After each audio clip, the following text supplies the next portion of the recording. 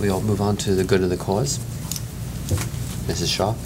I just wanted to add that I had read in the Star Ledger this morning regarding the proportion of test results from the park exam that might be used for teacher evaluation will still not go above 10% in the coming year.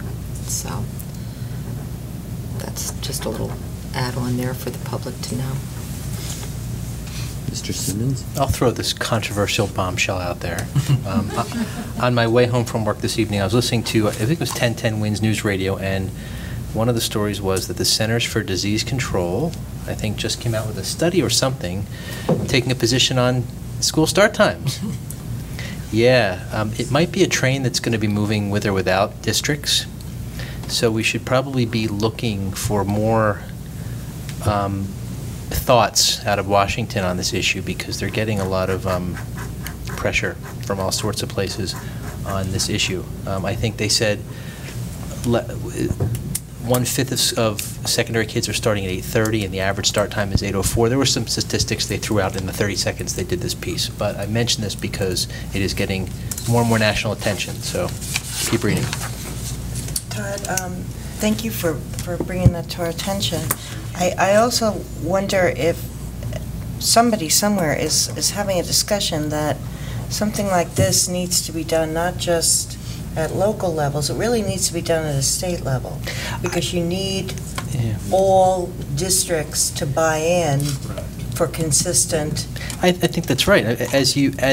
If this is getting national attention, then perhaps at some point somebody will start to have a plan, because so many components have to come together, both at the local and the state and then obviously the national level now, for these things to work. Because districts, I don't think, can just make a decision in the vacuum. But if there's interest, it should trickle down. And if the states expect it, they're going to have some way or some plan for the districts to implement, some guidance for them. Because as we've talked about before, one district can't be on one schedule and the rest from another. We have athletics. You can take that, for example. That's going to be all skewed. But I just, note what I heard, and I'm sure we'll be hearing more of it. So. Thank you. It's on Fox News? Yeah. I think there's a lot going on Fox News tonight. Yeah, that's right. Yeah. Any other comments? Okay. We do have need for closed session this evening, so I'd like to move that the Board of Education approve the following resolution. Whereas the Board of Education must discuss matters which are not appropriate for discussion in a public meeting, and whereas these subjects are within the exceptions of the Open Public Meetings Act and are permitted to be discussed in closed session pursuant to New Jersey Statute 10412B, and whereas the Board intends to discuss the following matters.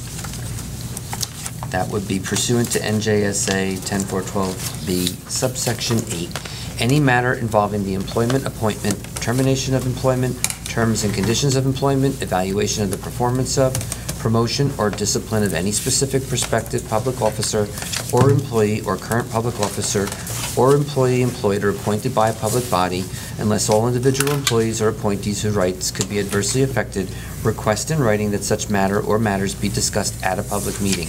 The nature of the matter described as specifically as possible without undermining the need for confidentiality is the employee numbers listed in the agenda. So moved.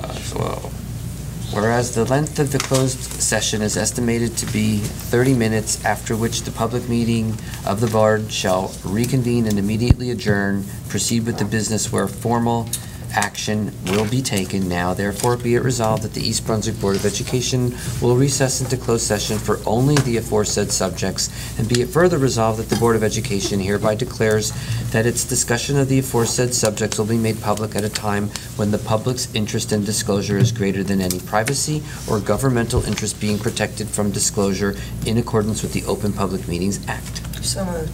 Mrs. Becker. Second. Mrs. Shaw, is there any discussion? All those in favor? Aye. Opposed? Abstentions? Good evening, everybody. Thank you.